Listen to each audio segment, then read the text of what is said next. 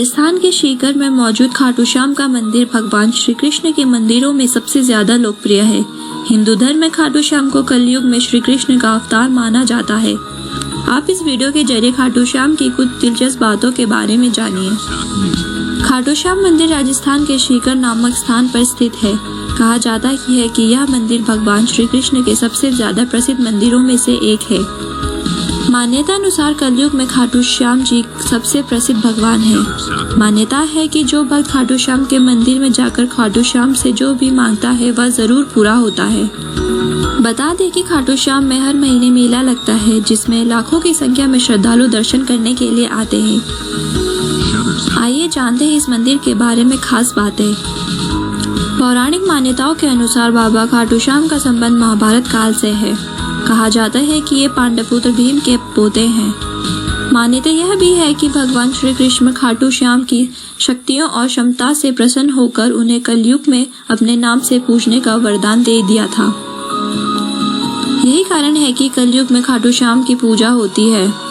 खाटू श्याम जी का मंदिर राजस्थान के राजधानी जयपुर शहर से 80 किलोमीटर दूर खाटू गांव में स्थित है। होली के दौरान खाटू श्याम जी का मेला लगता है। इस प्रसिद्ध मेले में देश विदेश से भक्तजन बाबा खाटू श्याम जी के दर्शन के लिए आते हैं। इस मंदिर में भक्तों की गहरी आस्था है। बाबा श्याम, हारे का सहारा, लखदाता, खाटू श्याम जी, खाटू का नरेशा और शीशा का दानी, इन सभी नामों से खाटू श्याम को उनके भक्त पुकारते हैं। खाटू श्याम जी मेले का आकर्षण यहाँ होने वाली मानव सेवा भी है। बड़े से बड़े घर वाले लोग आम आदमी की तरह यहाँ आकर श्रद्धालुओं की सेवा करते हैं। महाभारत की कथा में दुर्योधन एक खलनायक है, लेकिन देश में कुछ जगह ऐसी भी है जहाँ उसके मंदिर है और उसे आज भी पूजा जाता है। आखिर क्यों होती है उसकी पूजा? गांधारी का बेटा राजा दुर्योधन एक बार हिमालय के गढ़वाल में घूमते घूमते जौनसार बाबर आंचल के ओसला गांव पहुंचा। यहाँ के प्राकृतिक सौंदर्य ने उसे मुग्ध कर दिया और कुछ दिन वह इसी गांव में रुक गया। दुर्योधन को जब इस इलाके के संरक्षक देवता महासू की महिमा का पता चला तो उसने उन्हें खुश करने के लिए उनकी पूजा की। महासू खुश हुए और उसे घाटी के इस इलाके पर राज करने का आशीर्वाद दे दिया। इसके बाद इस गांव के लिए सब कुछ दुर्योधन ही हो गया। वह यहाँ के क्षेत्रपाल यानी रक्षक बन गया। चोर डकैती और तरह तरह की आफत से दुर्योधन और उसका प्रिय मित्र कर्ण गांव वालों की रक्षा करते। उनके दबदबे और लोकप्रियता में कोई कमी नहीं थी। गांव के लोग उन्हें देवता की तरह मानते। वे दुर्योधन के प्रति इतने आभारी थे कि उन्होंने उसके लिए एक मंदिर भी बनाया। दुर्योधन का एक मंदिर दक्षिण भारत में भी है, केरल के कोलम जिले में। यहाँ के पौरुवाजी पेरुविरुति माला नाड़ा मंदिर में आज भी दुर्योधन को भगवान के रूप में पूजा जा रहा है। इस मंदिर के पीछे महाभारत की एक दिल छू लेने वाली कहानी है। कहते हैं कि पांडव जब अज्ञातवास में थे तो उनकी खोज में भटकते भटकते दुर्योधन इस गांव में पहुंच गया। प्रचंड गर्मी और रास्ते की थकान से पस दुर्योधन को देखकर काड़ू थासेरी समुदाय के एक बुजुर्ग को उस पर दया आ गई। उन्होंने उसके लिए भोजन पानी की व्यवस्था की। इससे खुश होकर दुर्योधन ने उस बुजुर्ग को गले लगाना चाहा तो वह पीछे हट गए। दुर्योधन ने कारण पूछा तो उन्होंने कहा, हम नीची जात के हैं और हम एक क्षत्रिय के गले नहीं लग सकते। दुर्योधन ने जिस तरह कबीर सूतपुत्र कर्ण को गले लगाकर उनका परिचय अपने मित्र के रूप में दिया था, उसी तरह उन्होंने उस बुजुर्ग को भी गले लगा लिया। कहा, जरूरत के वक्त जो भोजन पानी दे उसका दर्जा सबसे ऊपर है। हिडिंबा देवी मंदिर हिमाचल प्रदेश के मनाली में स्थित है। यह एक प्राचीन गुफा मंदिर है जो हिडिंबी देवी या हिरना देवी को समर्पित है। हिडिंबा का वर्णन महाभारत में भीम की पत्नी के रूप में मिलता है। मंदिर में उत्कीर्ण एक अभिलेख के अनुसार इस मंदिर का निर्माण राजा बहादुर सिंह ने 1533 ईस्वी में करवाया था। हिडिंबा एक राक्षसी थी जिसके बाद हिडम का राज मनाली के आसपास के पूरे इलाके में था। हिडिंबा ने महाभारत काल में 5 पांडवों में सबसे बलशाली भीम से शादी की थी। हिडिंबा ने प्रण लिया था कि जो उसके भाई हिडिंब को युद्ध में मात देगा उससे वो शादी करेगी। अज्ञातवास के दौरान पांडव मनाली के जंगलों में भी आए थे और उसी समय यहाँ राक्षस हिडिंब से भीम से युद्ध किया था। भीम ने हिडिंब को युद्ध में हराकर उसकी हत्या कर दी थी। इसके बाद हिडिंबा ने भीम से शादी कर ली थी, लेकिन भीम से शादी करने के बाद राक्षसी हिडिंबा मानवी बन गई थी। महाभारत के युद्ध में घटोत्कच का नाम आता है। लोक कथाओं के मुताबिक वो हिडिंबा और भीम का भी छोटा बेटा था। माँ के आदेश पर घटोत्कच ने युद्ध में अपनी जान देकर कर्ण के बाण से अर्जुन की जान बचाई थी। हिडिंबा राक्षसी की तब से ही लोग पूजा करने लगे थे। पगोड़ा शैली इस मंदिर की खासियत है। लकड़ी से निर्मित इस मंदिर की 4 छतें हैं। नीचे की 3 छतों का निर्माण देवदार की लकड़ी के तख्तों से हुआ है, जबकि ऊपर की चौथी छत तांबे एवं पीतल से बनी है। नीचे की छत सबसे बड़ी, दूसरी उससे छोटी, तीसरी उससे भी छोटी और चौथी सबसे छोटी है।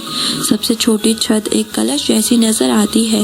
करीब 40 मीटर ऊंचे शंकु के आकार में बने इस मंदिर की दीवारें पत्थर की है। प्रवेश द्वार और दीवार पर सुंदर नक्काशी हो रही है। अंदर एक शिला है जिसे देवी का विग्रह रूप मानकर पूजा जाता है। हर साल जेठ माह में यहाँ मेला लगता है। यहाँ पर भीम के पुत्र घटोत्कच का भी मंदिर है।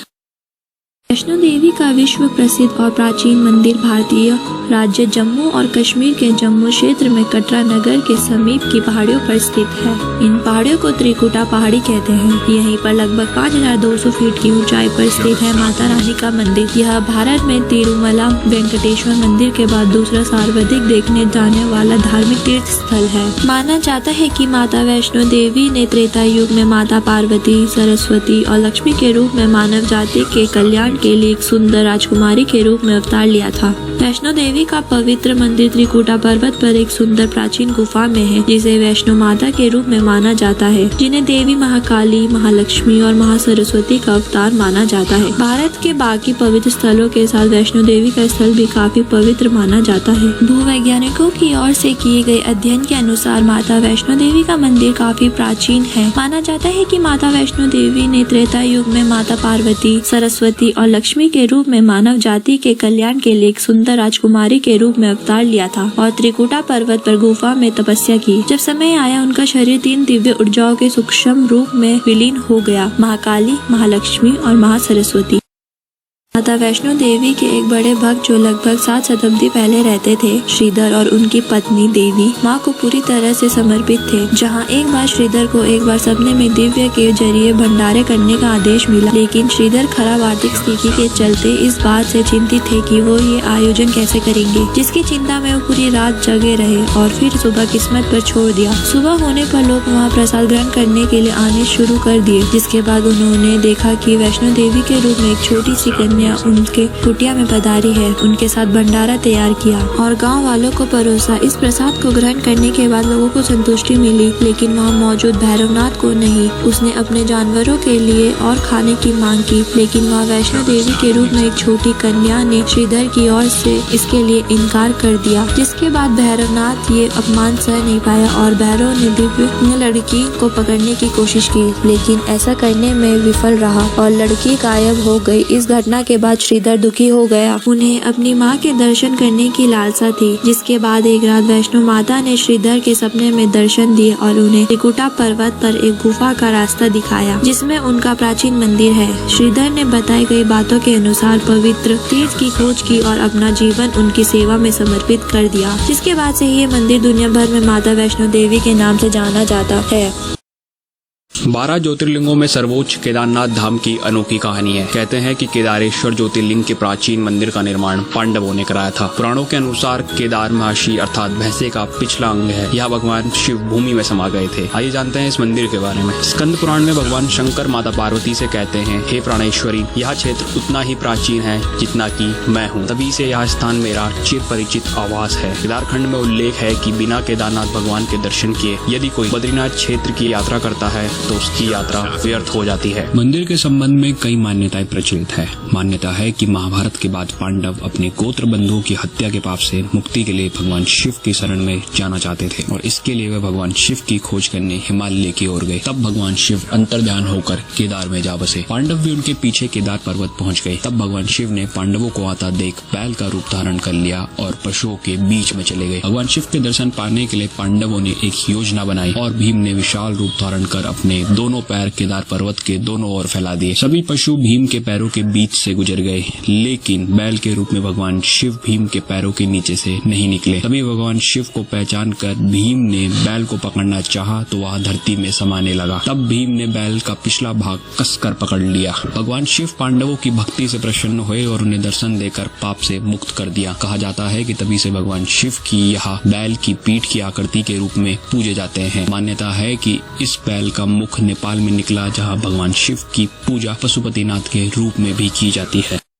भारत में प्रमुख 4 धाम हैं, जो देश के चारों दिशाओं में स्थित है। दक्षिण में स्थित रामेश्वर धाम की गणना 12 ज्योतिर्लिंगों में होती है, जिनकी स्थापना स्वयं भगवान राम ने की थी। आइए अब जानते हैं तमिलनाडु प्रांत के रामनाथपुरम जिले में स्थित इस प्रसिद्ध मंदिर के बारे में। पौराणिक ग्रंथों के अनुसार जब भगवान श्री राम लंका की तरफ बढ़ रहे थे, तब उन्होंने समुद्र के किनारे शिवलिंग बनाकर भगवान शिव की पूजा अर्चना की थी। पूजा से प्रसन्न होकर भगवान भोलेनाथ ने श्री राम को विजय श्री का आशीर्वाद दिया था। श्री राम ने भोलेनाथ से यह भी अनुरोध किया कि सदैव इस ज्योतिर्लिंग रूप में यहाँ निवास करे और भक्तों को अपना आशीर्वाद दे। उनकी इस प्रार्थना को भगवान शिव ने स्वीकार किया और यहाँ विराजमान हो गए। एक और पौराणिक कथा के अनुसार जब भगवान श्री राम लंका पर विजय प्राप्त कर लौट रहे थे, तो ऋषि मुनियों ने श्री राम को बताया कि उन पर ब्रह्म हत्या का दोष है।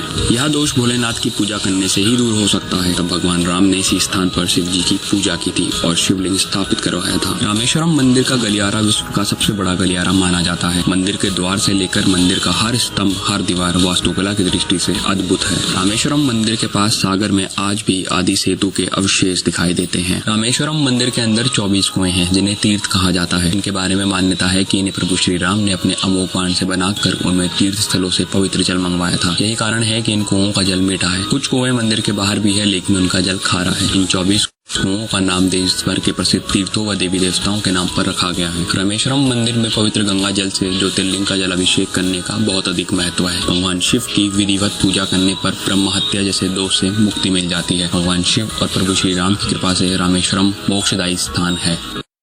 कैंची धाम उत्तराखंड के नैनीताल के पास स्थित है। यह धाम एक ऊंची पहाड़ी पर है। बाबा नीम करौली ने इस आश्रम की स्थापना 1964 में की थी। बाबा नीम करौली को उनके भक्त हनुमान जी का अवतार भी मानते थे। उनके चमत्कारों और हनुमान जी की कृपा के कारण ही यह धाम प्रसिद्ध है। यह एक ऐसी जगह है जहाँ कोई भी मुराद लेकर जाए तो वह खाली हाथ नहीं लौटता। यह बाबा का समाधि स्थल भी है। यहाँ बाबा नीम करौली की एक भव्य मूर्ति स्थापित की गई है। नीम करौली बाबा के भक्तों में एप्पल के मालिक स्टीव जॉब्स, फेसबुक के मालिक मार्क जुकरबर्ग और हॉलीवुड एक्ट्रेस जूलिया रॉबर्ट्स का नाम भी लिया जाता है। कहा जाता है कि इस धाम की यात्रा करके उनका जीवन ही बदल गया। नीम करौली बाबा का वास्तविक नाम लक्ष्मी नारायण शर्मा था। उत्तर प्रदेश के अकबरपुर गांव में उनका जन्म 1900 के आसपास हुआ था। 17 वर्ष की उम्र में ही उन्हें ज्ञान की प्राप्ति हो गई थी। उनके पिता का नाम दुर्गा प्रसाद शर्मा था। 11 वर्ष की उम्र में ही बाबा का विवाह हो गया था। 1958 में बाबा ने अपने घर को त्याग किया और पूरे उत्तर भारत में साधुओं की भांति विचरण करने लगे थे।